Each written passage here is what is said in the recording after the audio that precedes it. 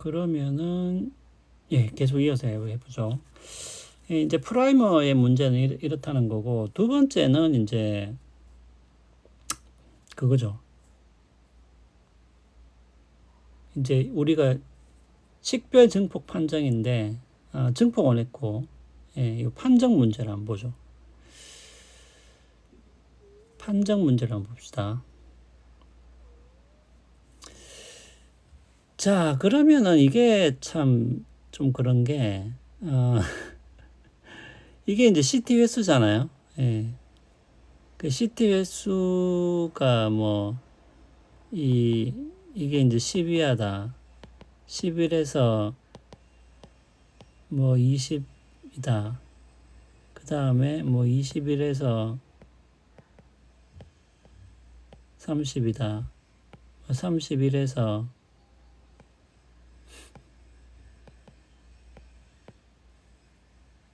뭡니까 뭐 35다. 이렇게 합시다. 예.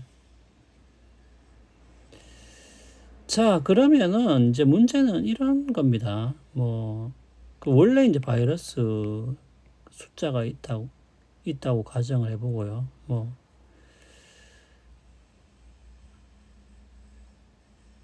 이렇게 생각해 보면 되겠죠. 여러분들이. 그냥 두 사람을 생각해 봅시다. 예. 그게 더 헷갈리겠네요. 예. 철수가 있고 영희가 있는데, 철수는, 근데 바이러스가 하나만 들어왔어요. 영희는 바이러스가 4개나 들었. 그러니까 요게 초기 그겁니다. 초기 값. 그러니까 어떻게 보면 이게 원래 그거죠. 원래 사실이죠. 예. 왜냐면 이제 CT 값이라는 것은 이제 증폭을 시키는 것이기 때문에, 예. 이게 초기 값이죠. 초기 값이죠. 그러니까 이거를 증폭을 시켰어요. 한 번 증폭시키면은 1 곱하기 2가 되는 거고요. 두 번 증폭시키면은 뭡니까? 2 곱하기 2가 되는 거고, 이렇게 되는 거죠. 이 같은 경우에 4니까 한 번 증폭시키면 이렇게 되는 거고요. 그 다음에 뭡니까? 두 번 증폭시키면은 4 곱하기 2 곱하기 2가 되는 거죠. 예. 이렇게 되는 거죠. 자, 그러면 문제는 이런 거예요. 그러면은, 어디서부터 양성으로 하느냐라는 겁니다. 어디서부터 양성으로 하느냐. 예, 어디서부터 양성으로 하느냐라는 거죠. 예, 이렇게 됐을 때. 증폭시킨 값을 이제 따져야 되는데, 이건 이제 다 증폭시킨 거고요. 그럼 어디서부터 양성이냐. 예, 맞잖아요. 그러니까 한번 CT 값이 요건 1이고 이 CT 값이 2고 이제 이렇게 되는 거죠. 예, 이렇게 계속 늘어나는데 그러면 CT 값을 3에서 3부터 양성으로 해야 되는 건지 그 CT 값을 4부터 양성으로 해야 되는 건지 정해야 되잖아요. 어디서부터 양성이고 어디서부터 음성인지를 정해야 된다는 거죠. 예. 그러니까 그러면 그 기준은 뭐냐? 그 기준은 그러니까 그게 지금 문제입니다. 그 기준이. 예. 이 CT 값을 3회 했을 때 그 3회 했을 때 나오는 그 숫자를 양성으로 어, 볼 건지, 그러니까 이 숫자보다 더 크면은 양성인 거고, 요 숫자보다 더 작으면은 음성인 거고, 그렇게 되는 거죠. 예. CT 값을 4로 했을 때 그 값을 기준점으로 할 건지, 그거를 정해야 된다는 거죠. 그럼 그거를 어떻게 정하느냐? 그거 어떻게 정하느냐? 그러니까 이게 좀 웃기는 거예요. 좀 이상한 거예요. 이게 지금. 그러니까 왜 이상하냐면, 예를 들면, 철수는 지금 한 개만 있고, 영희는 네 개가 있는데, 다행히 예를 들면은, 철수는 증상이 없고요. 영희는 증상이 있단 말이죠. 예.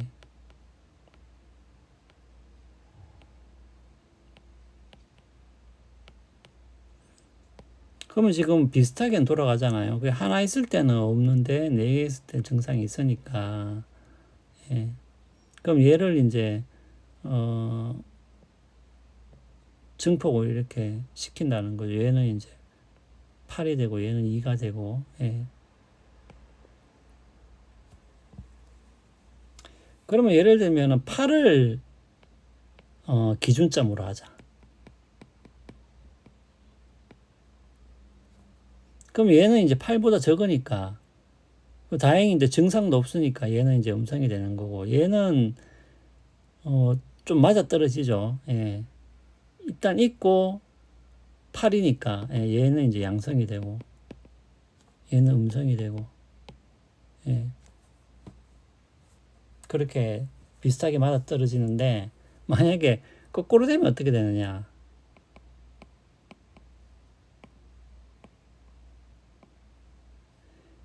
하나고 이제 원래는 4개인데 예.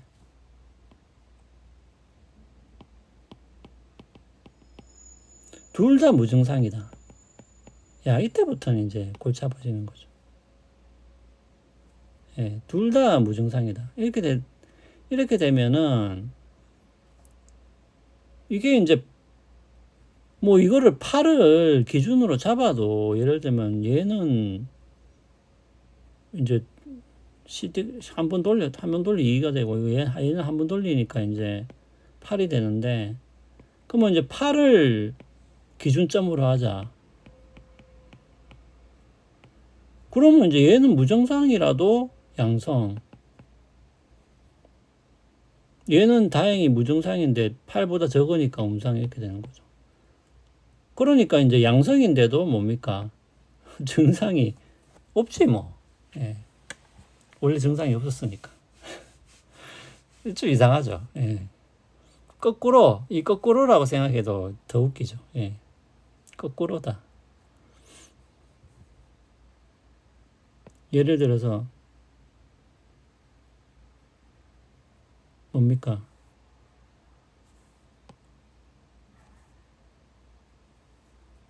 영희는 무증상인데 얘는 증상이 있어요. 아니 그럴 수 있잖아. 바이러스가 얘는 원래부터 적게 들었고 얘는 많이 들어왔는데도 얘는 증상이 없고 얘는 증상이 있을 수 있잖아요. 근데 8을 기준점으로 했다. 그러면 얘는 그냥 양성이지. 얘는 증상이 있어도 뭡니까? 8을 기준으로 했으니까 음성이죠. 요래 되는 거죠. 그러니까 CT 값 물론 그렇다고 해서 이런 PCR 검사의 논리가 전혀 말이 안 되느냐 하면 그런 건 아니죠. 여러분들 가만히 생각해 보면 이제 증폭을 해서 이것이 상대적으로 얼만큼 많으냐 적으냐 이것을 구분한다는 이런 발상 자체가 꼭 틀린 것은 아니죠. 뭐 그렇게 우리가 확인을 해볼 수 있는 거잖아요. 왜냐하면 바이러스라는 게 워낙 크기도 작을 뿐만 아니라 양이 작을 수도 있기 때문에 그러니까 이제 결국은 뭐냐면은 바이러스에 감염되어도 예를 들면은 우리가 지난번에 얘기했죠. 그 바이러스라는 것이 우리 몸 안으로 무조건 들어왔다고 해서 문제가 되는 것은 아니고 이것이 세포 안으로 일단은 들어가야 되고요. 세포 안으로 들어갔다 하더라도 뭡니까? 복제가 돼야 되죠. 복제가 실패하면은 또 꽝이죠. 예. 왜냐하면 복제가 실패를 하면은 증식이 안 되니까. 예. 그러니까 바이러스에 감염되어도 이것이 건강상의 문제가 있느냐 없느냐 요것을 판단할 수가 있어야 되겠죠. 예. 예를 들어서 건강에 문제가 없다. 건강에 문제가 있다. 요 판단을 내릴 수 있으면 좋은데 우리가 CT값만 가지고 이 판단을 내릴 수는 없는 것이죠. 예. 아니면 CT값만 가지고 이 판단을 내릴 수 있으려면 그 데이터가 그만큼 뭔가 축적이 되어 있든지, 그래서 뭐 CT값이 얼마일 때 몸이 좋더라 안 좋더라 이런 최소한 그러면 통계 그런 추정치라도 있어야 되겠죠. 만약에 예, 이 판단을 하려면 예. 그렇기 때문에 그냥 일률적으로 우리가 뭐 CT값 자체를 30으로 한다. CT값 자체를 35로 한다 하는 것 자체가 반드시 중요한 건 아니라는 것이죠. 아까도 우리가 방금 살펴봤죠. 우리가 방금 살펴봤지만은 바로 이런 문제가 있잖아요, 지금. 예.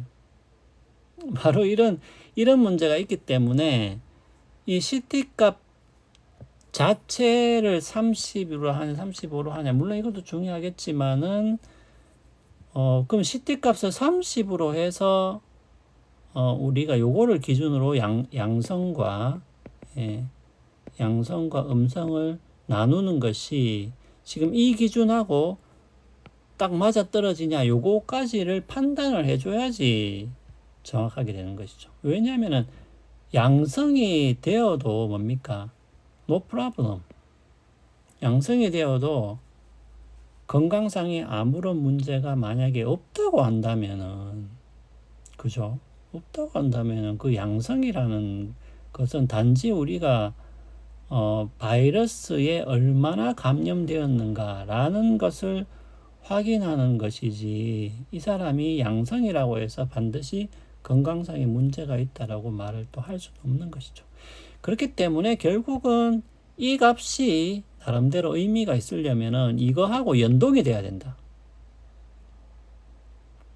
연동이 돼야지만 많이 되는데, 그렇기 때문에 결국은 이 값만 가지고 우리가 이야기를 할 수는 없고, 이 값하고 플러스 그 사람의 몸 상태라든지 어떤 다른 정보가 또 필요한 것이고, 그리고 이 값으로 이것을 판단하려면 어떤 통계적인 축적된 자료가 있어야 되겠죠. 그러니까 예. 평균적으로 CT 값이 이런 사람이 대체적인 건강 상태가 이렇다라는 어떤 그런 축적된 데이터 자료가 있어야 되는 것이겠죠. 예. 그게 과연 지금 있느냐 하는 그 문제가 있는 것이죠, 사실은. 근데 상식적으로 생각해서는 워낙 많은 사람이 검사를 받았기 때문에 우리나라에서도 이런 식의 어떤 통계 수치가 있을 것 같기도 한데, 예. 없을 수도 있어요, 근데. 예. 자, 하여튼, 그 문제가 있고요. 세 번째 문제까지 말하고, 예. 요 PCR을 마무리하도록 하죠. 근데 요 세 번째 문제는, 요거는 여러분들, 요거는 설입니다, 설. 요거는 조금 요거는 약간은 과격한 주장이에요. 제가 봤을 때는. 예. 그래서 요거는 여러분들이, 그러니까 앞에 것까지는 대체적으로 사람들이 또 알고 있는 것이기도 하고, 또 전문가들도 어느 정도 인정하고 있는 부분인데, 요 세 번째 부분은, 물론 요것도 학술지에 나온 주장이긴 한데, 예, 요거는 약간 논란의 여지는 있습니다. 그 말은 뭐냐면은, 보세요. 바이러스가 있죠. 그 다음에 프라이머가 있죠. 세 번째 주장은 별다른 건 아니에요. 그러면, 보세요. 바이러스라는 게 일단은 있어야지만이 프라이머가 바이러스 이렇게 딱 붙겠죠. 그죠? 그러면은 얘가 일단 이미 코로나 바이러스 19여야지 되잖아요. 계속 뻔한 얘기긴 한데, 예. 아니, 그래야 요 딱 붙는 게 의미가 있죠. 얘가 애초부터 코로나19가 아니면 프라이머가 아무리 코로나19에 갖다 붙는다 하더라도 이게 아무 의미가 없죠. 왜냐하면 처음부터 이게 코로나19가 아니었기 때문에. 그 말입니다. 그러면은 지금 세 번째 주장은 뭐냐면, 얘가 코로나19 바이러스라는 증거가 어디 있느냐라는 거죠. 자, 그러면 이 말은 이 말이에요. 예를 들면 배성민이라는 사람이 있는데 그 유전자 검사를 합니다. 그러면 이제 머리카락을 써요. 막 이렇게 막 글자가 날라가지. 자, 머리카락 쓴데 그러면은 이 유전자 검사가 의미가 있으려면 처음부터 배성민한테서 머리카락을 채취해야 되잖아요. 무슨 말인지 아시겠죠? 근데 처음에 이 사람이 배성민이 아니고 다른 뭐 철수였다 이러면 이 결과는 철수 거지 배성민 게 아닌 게 되잖아요. 마찬가지로 우리가 프라이머를 쓸 때 요거 자체가 코비드19 바이러스라는 증거가 있어야 되는데 요거 자체가 코비드19라는 증거가 어디 있느냐? 아니 그런 거죠. 그러니까 이 주장은 이런 거예요. 여러분 지금 이 주장이 뭔 말인지를 잘 모르겠으면은 그 말입니다. 예를 들면은 배성민한테도 지금 이렇게 면봉으로 이 시료를 채취했죠. 그 다음에 요거를 가지고 이제 요렇게 물에 담궈서 요거까지 이제 검사를 하잖아요. 그러면 여기에서 내한테서 채취된 요것이 코로나19라는 요게 코로나19여야 되겠죠. 요게 내한테서 요게 면봉으로 채취한 요것이 그러면 내한테서 면봉으로 채취한 요것이 코로나19라는 증거는 어디에 있느냐는 거죠. 그 말입니다. 그럼 내한테서 채취한 여기에 코로나19가 없을 수도 있죠. 예.